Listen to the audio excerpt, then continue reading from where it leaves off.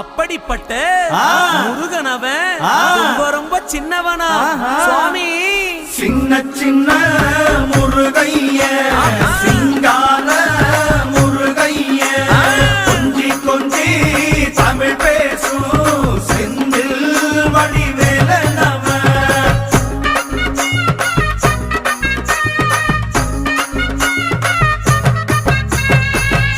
தமிழ் செல்வன் என்பார், சத்குணசீலன் என்பார், மயூர வாகனன் என்பார், மருதமலை ஆண்டவன் என்பார், சென்னிமலை சுவாமி என்பார், சிவன்மலை வேலா என்பார், ஞானபடி வேலன் என்பார், வேலாயுத சுவாமி என்பார், தேவாதி தேவன் என்பார், ஸ்கந்த குரு என்பார், அவ்வையிடம் ஆசி பெற்றவனாம், அப்பனுக்கே பாடம் சொன்னவனா, கார்த்திகை பெண்ணிடம்